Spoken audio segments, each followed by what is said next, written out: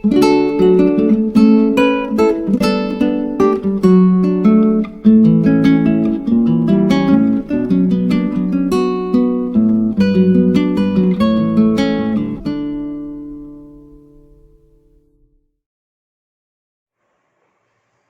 વિદ્યાર્થીઓ, વિકલન ચેપ્ટરમાં આપણે સ્વાધ્યાય 5 માં આજે વિદ્યાર્થી મિત્રો જશું. જે સ્વાધ્યાય 5 ના જે અંતિમ ભાગ છે, જે પરીક્ષાલક્ષી મોસ્ટ આઈએમપી ન્યુમેરિકલ છે. એટલે આજનો પાઠ સ્ટાર્ટ કરતા પહેલા રિક્વેસ્ટ કરું છું, એકવાર પાછા સૂત્રના લિસ્ટ જોઈ લો અને સૂત્રના લિસ્ટ જોયા બાદ આ પાઠ તમે સ્ટાર્ટ કરશો. કારણ કે આજના જે દાખલાઓ છે વિદ્યાર્થીઓ, એ જરા પરીક્ષાલક્ષી આઈએમપી છે. સ્વાધ્યાય 5 નો 24મો પ્રશ્ન, y ને x આપ્યું છે, એની શરત -90 થી 90, તો પૂછે છે dy/dx. યસ વિદ્યાર્થી મિત્રો, અહીંયા t એક અચલ છે, એટલે આપણે શરૂઆત અહીંથી કરશું કે t ને સાપેક્ષ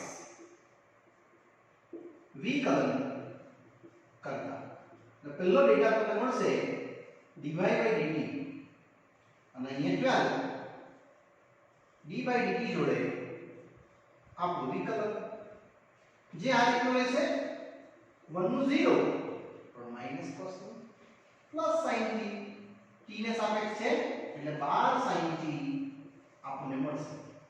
હવે તમે x વાળું પદ કરશો અને એમાં પણ સેમ જ dx/dt, તમે જેવું વિકલન કરશો એટલે આવું કંઈક મળવાનું, જે dx/dt નું ફોર્મ 10 આ1 અને sin t વિકલન cos t. વિદ્યાર્થીઓ 1 cos t એ આપણું 11મા ધોરણનું ત્રિકોણમિતિનું સૂત્ર. કેટલું? યસ, કરેક્ટ વિચારી લો. 2 sin2 t/2 અને આ બધી કિંમત આ અને આ આપણે બનાવી શકીએ dy/dx. એટલે dy/dt ઉપર dx/dt એ તો છે dy/dx, અને dy/dt જે બનાવ્યું છે તમે એ મૂકી દો 12 sin t ભાગ્યા 10 ગુણ્યા 2 sin2 t/2. વિદ્યાર્થીઓ હજુ એક સ્ટેપ કરું છું. આ sin t નું સૂત્ર 2 sin t/2 cos t/2 અને અહીંયા સેમ sin2 t/2. તમે જોઈ શકો છો આ તમારો આવશે થતું કેન્સલ. 6 ગુણી 12 ને 5 ગુણી 10, એક એક સાઈન પણ કેન્સલ. ફક્ત મળશે તમને 6/5 cos t/2 sin t/2, અને આ ઉત્તર આવશે કેટલો? 6/5 only and only cot t/2. Yes વિદ્યાર્થી મિત્રો, અહીંયા તમારો પ્રશ્ન પૂર્ણ થયો.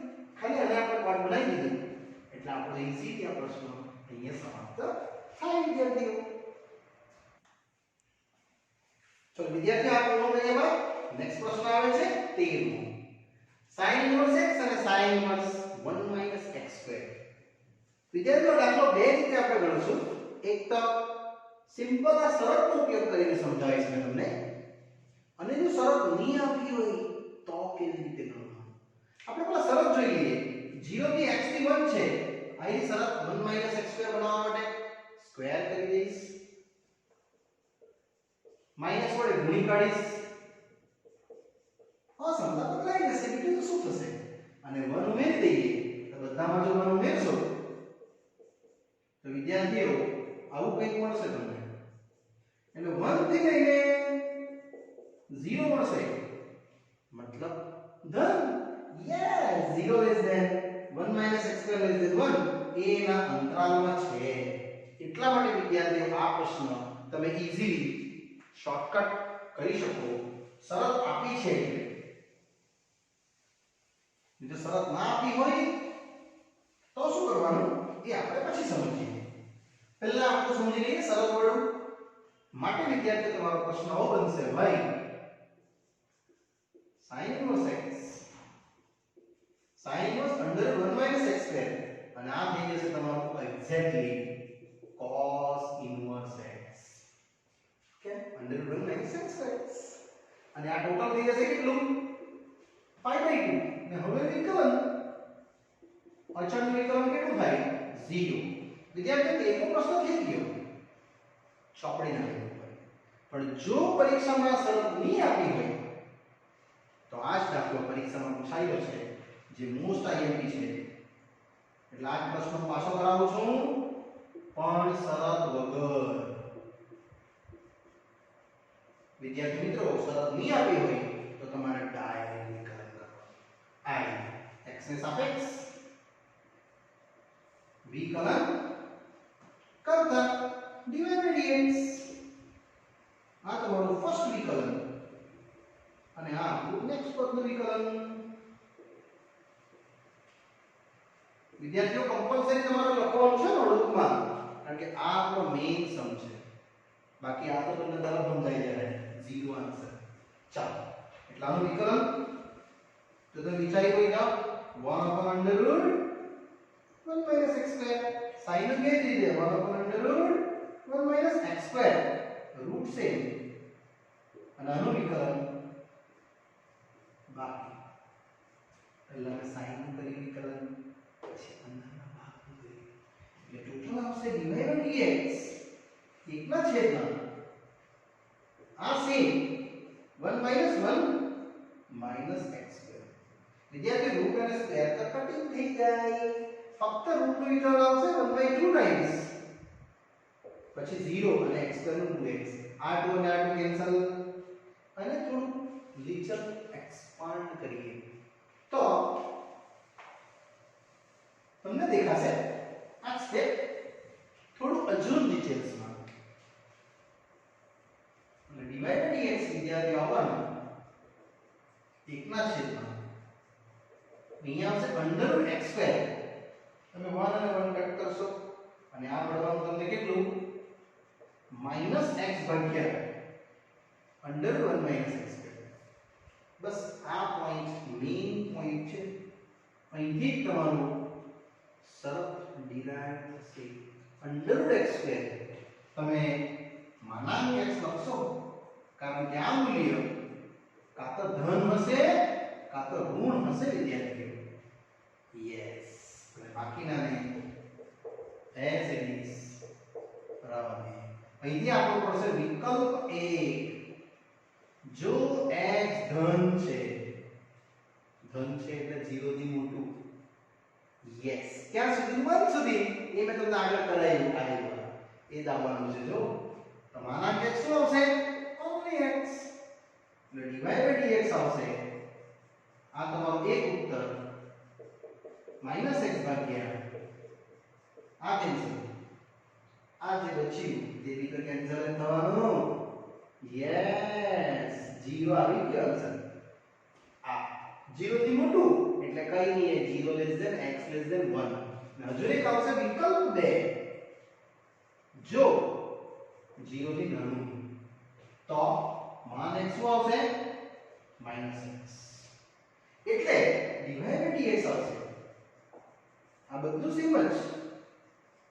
અહીંયા માન x નું મૂલ્ય કેટલું -x અને આ બધું સેમ જ. વિદ્યાર્થીઓ આ ના કેન્સલ 2 ટાઈમ્સ મળશે તમને 1 minus x square. એટલે જો આ દાખલો પરીક્ષામાં આવો પૂછેલો હોય ને કે -1 x 0 તો તમે આ શરત નહીં કરી શકો જે મેં તમને સમજાવ્યું. આ શરત ફક્ત આના માટે જ છે 0 x 1 માટે. એને જ કહેવાય 0 થી મોટું. જો શરત નહીં આપી હોય તો તમારે આ રીતે સિસ્ટમેટિક આખી ગણતરી કરવાની રહેશે. યસ વિદ્યાર્થી એટલા માટે આ પ્રશ્ન આઈએમપી છે. મેં તમને શરૂઆતમાં કીધું છે આજના દાખલા પરીક્ષા લક્ષી મોસ્ટ આઈએમપી છે. ચાલો હવે આપણે આગળ વધીએ. ચાલો વિદ્યાર્થીઓ આ દાખલો પૂર્ણ કર્યા બાદ નવો પ્રશ્ન આવે છે 14. એ પણ પરીક્ષા લક્ષી મોસ્ટ આઈએમપી છે. પરીક્ષામાં ઘણીવાર પૂછાયેલું છે આ એટલે આને બી તમે ટીક રાખજો આઈએમપી પ્રશ્ન. જો x છે 1 + y y છે 1 + x. વિદ્યાર્થીઓ આપણો ટાર્ગેટ છે dy by dx. y ને છૂટું પાડી નાખીએ એટલે આપણે આને જરા કન્વર્ટ કરી દઈએ રાઈટ સાઈડ પર -y અને લખી દઈએ બંને બાજુ વર્ગ લેતા. જેવું તમે વર્ગ કરશો ને એટલે x2 આ આવશે 1 y અને અહીંયા y2.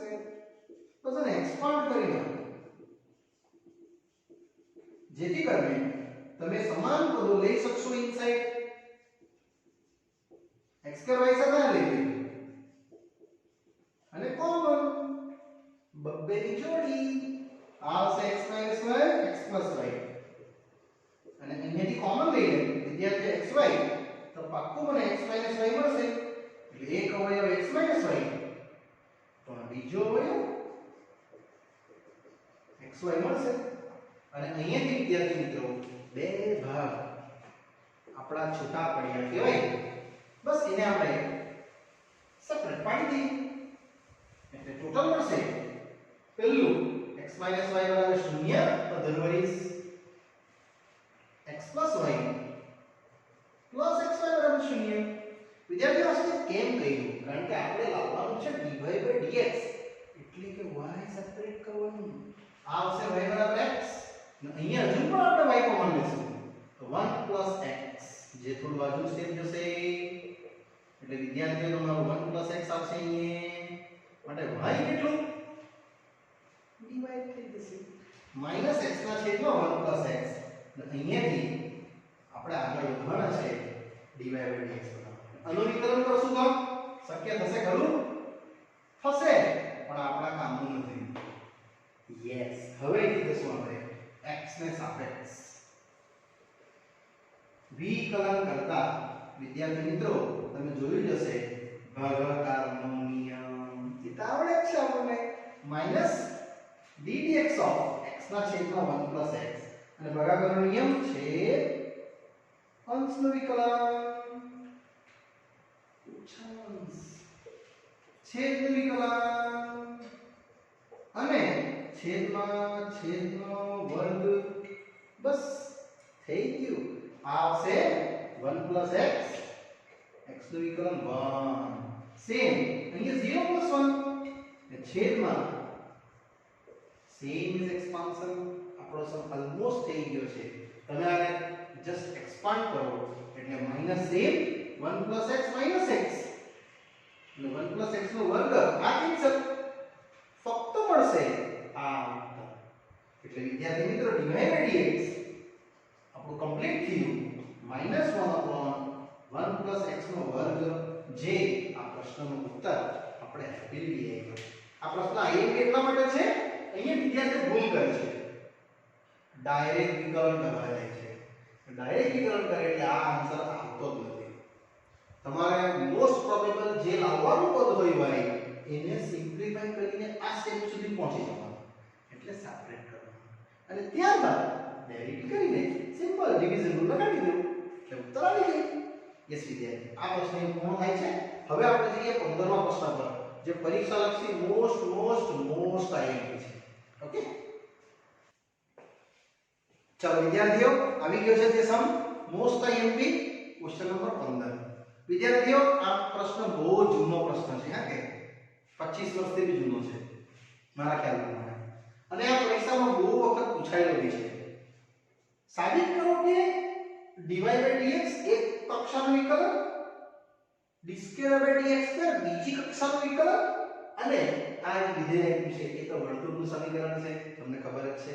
જ્યાં abc અચળ છે c greater than 0 કારણ કે ત્રિજ્યા છે તો આપણે આનો ઉપયોગ અહીંયા વિદ્યાર્થી મિત્રો કરવાનો રહેશે અને આને આપણે સમીકરણ નંબર 1 આપીને આપણે સ્ટાર્ટ કરશું.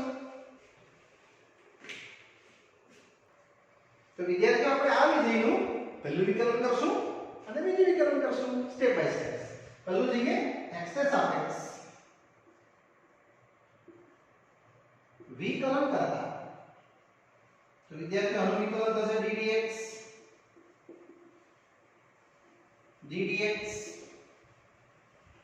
અને ddx એકદમ ઈઝી છે. ખાલી આ લખી દઈશું આપણે c square y minus b નો વર્ગ અને અહીંયા x માઈનસ a નો વર્ગ. પેલા ઘાતનું વિકલન થશે 2 time x minus a, x નું 1 और a નું 0. Same 2 time y minus b, તો y નું થશે dy by dx, તો b નું થશે કેટલું 0. અને આ તરફ 0 રહેશે કારણ કે અચળ છે. ફાઇનલી વિદ્યાર્થી તમને મળ્યું -2 y minus b dy by dx. To cancel. બહુ સ્લોલી મે જામ છો ને, એકદમ સરળતાથી. એટલે ટોટલ મળશે તમને dy by dx x minus a y minus b અને આ જે છે માઈનસ dy by dx. અને આપણે સ્ટેટમેન્ટ પર જો આપશું કારણ એનો ઉપયોગ એ કરવાનો છે એટલા. હવે હું આ જામ છું દ્વિતીય કક્ષાનું વિકલન. હવે પાછું x ને સાપેક્ષ વિકલન કરતા વિદ્યાર્થીઓ આ બનશે d2 by dx2. તો અહીંયા આપણે જશું ભાગાકારનો નિયમ x a ભાગ્યા y b અને અહીંયા આપણે ઓપરેટ કરીશું ટુ ડિવિઝન. વાળા વર્ગે જઈને 1 by 1 બહુ મજાનો સ્ટેપ છે. એટલે આ આવશે તમારું d2 ભાગ્યા dx2 માઈનસ સેમ છે અંશનું વિકલન. વિદ્યાર્થીઓ છેદ છે, આ અંશ છે, અંશનું વિકલન ઓછા અંશ છેદનું વિકલન ને છેદમાં છેદનો વર્ગ એ આ. બસ આનું વિકલન કરવાનું રીત d2 by dx2 વિદ્યાર્થીઓ મળશે x નું 1 અને a નું 0. સેમ y નું dy by dx, તો b નું તો અચળ છે ને, અચળનું વિકલન કેટલું થાય 0. આ સેમ જ રહેશે. બસ અહીંયા એક ટર્નિંગ પોઈન્ટ આવે છે વિદ્યાર્થી મિત્રો. આ ટર્નિંગ પોઈન્ટ ને જરા હાઈલાઈટ કરું છું. આ દ્વારા dy by dx તમારે અહીંથી લખવા પડશે સમીકરણ 1 પરથી અને એની કિંમત આ ત્યાં મૂકી દે. એટલે d2 by dx2 આપણને મળશે y minus b ઓછા x minus a અને એની કિંમત તે આવી. યસ, ઓછા x minus a ભાગ્યા y minus b અને અંતિમ ભાગ સેમ એસ ને લખી દેવાનું. ક્યાંથી લાવ્યા? 2. યસ. વિદ્યાર્થીઓ પ્રશ્ન જોવા જાય તો પહેલા 5 માર્કમાં આવતો હતો, તમને 3 માર્કમાં આપી શકે અથવા 4 માર્કમાં, જેવું જેવું મોડેલ મેળવો. એટલે d2 by dx2 કમ્પ્લીટલી તમને મળશે માઈનસ બાર, આ માઈનસ માઈનસ પ્લસ. લસા લઈ લેશું તો વિદ્યાર્થી જો આ લસા y minus b અહીંયા સ્ક્વેર થઈ જશે અને લસા સાથે છેદમાં ઘન થઈ જશે. એટલે y minus b નો વર્ગ વત્તા x plus a નો વર્ગ ભાગ્યા ઘન. ખ્યાલ આવ્યો? ઘન કેવી રીતે લખ્યું છે? આ છેદમાં આવી ગયું અને આ એક ગુણી નીકળ્યું. પાછું આટલું એ તમારું સમીકરણ છે. એની જગ્યાએ મૂકી દેવા કિંમત. એટલે માઈનસ ઓફ c સ્ક્વેર ભાગ્યા ને લખી દેવાનું. ક્યાંથી લાવ્યા? તો અહીંયાથી 1 પરથી. આ વિદ્યાર્થી તમારું દ્વિતીય કક્ષાનું વિકલન આવ્યું. એને આપણે સમીકરણ નંબર 3 આપવાના છે. યસ. હવે આ અડધો સમથી આપણો. હવે હું આ સાબિત કરવા માટે આગળનું સ્ટેપ વધારું છું. જ્યાં મારું મૂલ્ય છે એને મેં અપ્લાય કરું છું વારાફરતી. એટલે ટોટલ મને મળશે આ ડેટા. હવે સરળ છે, ઈઝી છે. હવે તો આગળ વધું તો 1 પ્લસ dy by dx નો વર્ગ એની 3/2 ઘાત છેદમાં d2 by dx2. આ કિંમત ઓલરેડી તમે ગણ્યું છે, સેકન્ડ વિકલન પણ ગણ્યું જ છે. મૂકી દઈએ. એટલે 1 પ્લસ શું છે dy by dx -1. હું જરા ત્યાંથી લખેલી છે કિંમત લખી દઉં છું x minus a y minus b એનો વર્ગ રેઝ ટુ 3/2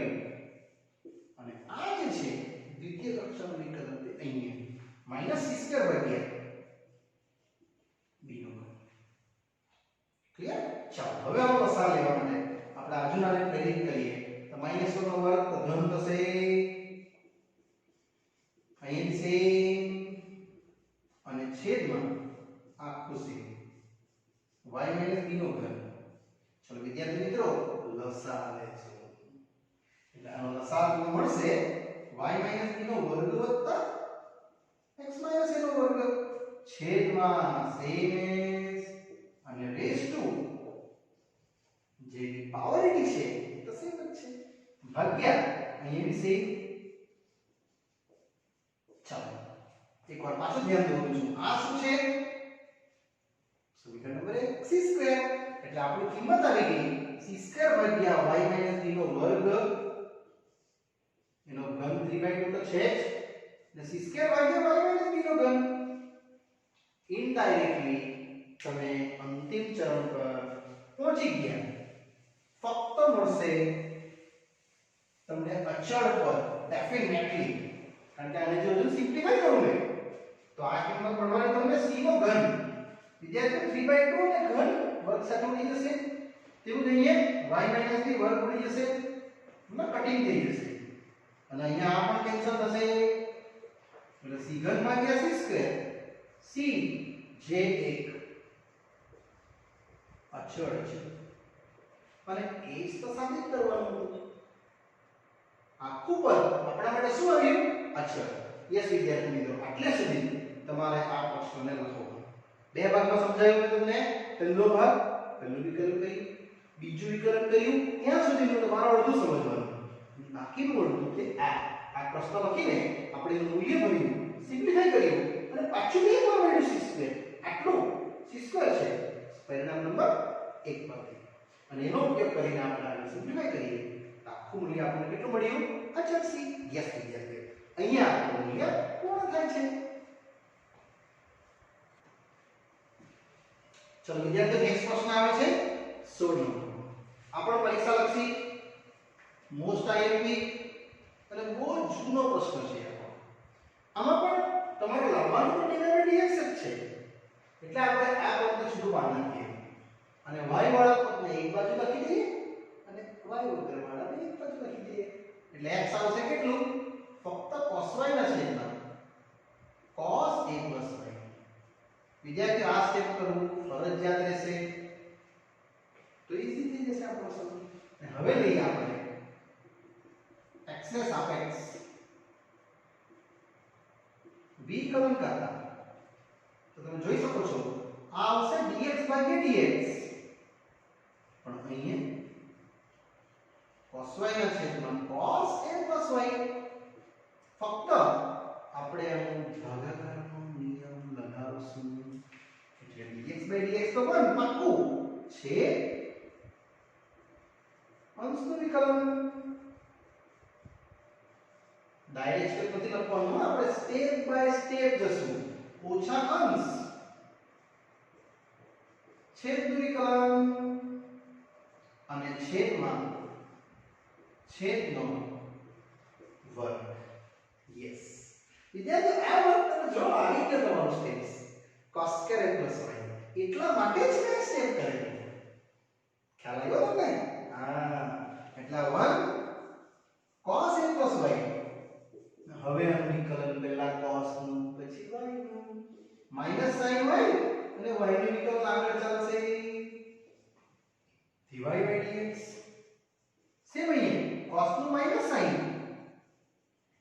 અને ઇનસાઇડ નું વિકલન. હવે આ શૂન્ય પણ y નું વિકલન કેટલું? dy by dx. આખું પદ વિદ્યાર્થીઓ તમે એઝ ઇટ ઇઝ જ રહેવા દેશો. હવે તમે જો તો તમારે dy by dx આ કોમન લેવું પડે. યસ, અને આ જે પદ છે એને સામે લઈ લે એટલે આપણો ઉત્તર આવી ગયો. એટલે cos સ્ક્વેર ગુણ્યા a y સાથે 1 અને અહીંથી dy by dx કોમન. તો વિદ્યાર્થીઓ આ સ્ટેપ બાકી રહેવાનું તમારું. ઓછા cos a y sin y. અહીંયા ઓછા ઓછા વત્તા sin a y cos y. અને આ આખું પદ થોડુંક જો અરેન્જ કરો ને તમે તો એ sin a છે. યસ ગુણ્યા ડિવાઇડ બાય dx હવે હું સેપરેટ કરું છું જેથી કરીને મને મળશે cos square a y divide by dx વિદ્યાર્થી મિત્રો પહેલા જરા હું ધન લખી દઉં છું પછી ઋણ લખી દઉં છું એટલે sin જોડે a y cos y ઓછા cos જોડે a y sin y અને આખો ઉત્તર તમને ખ્યાલ હોય તો આપણું ત્રિકોણમિતિનું સૂત્ર જ છે cos alpha minus beta કે sin alpha minus beta yes sin રહેશે કારણ કે sin alpha cos beta minus cos alpha sin beta અને આ કેન્સલ એટલે ટોટલ મળશે તમને cos square a plus y વિદ્યાર્થી મિત્રો અહીંયા sin એ આપણો ઉત્તર આવી ગયો બસ આને ડિવાઇડ કરી નાખો એટલે ટોટલ જોવા મળે dy by dx cos square a plus y ભાગ્યા sin a અને આ પ્રશ્ન અહીંયા વિદ્યાર્થીઓ મેં બહુ સરળતાથી પૂર્ણ કરી શક્યો પણ એકવાર પાછો રિવાઇઝ કરું છું આ દાખલો એટલો ઈઝી નથી તમે જો આ સ્ટેપ ની કરો ને તો આ સોલ્યુશન આવે તો ખરું પણ બહુ લેન્થી થઈ જાય એટલે ટ્રિકી સમ કહેવાય એને ટ્રિક કરે તો ઈઝી બની જાય યસ વિદ્યાર્થી મિત્રો અહીંયા આ પ્રશ્ન આપણો પૂર્ણ થયો ચલો વિદ્યાર્થીઓ નેક્સ્ટ પ્રશ્ન આવે છે 17મો આ પણ પરીક્ષા લક્ષી વેરી મોસ્ટ આઈએમપી આપણો બહુ જૂનો સમ છે ટી પ્રચલ છે અને મારે બે વિકલન સુધી ગણવાનું છે તો પહેલું તો આપણે ટી ને સાપેક્ષ વિકલન કરતા જોઈએ એટલે dx dt વિદ્યાર્થીઓ આવું આવશે એ આવશે cos t plus t sin t અને આ આવશે dx dt આપણા માટે t ને સાપેક્ષ વિકલન બનશે જેમાં cos નું sin t અને અહીંયા પહેલું બીજાનું વિકલન વત્તા બીજું પદ પહેલા પદ વિકલન એટલે ટોટલ આવશે dx dt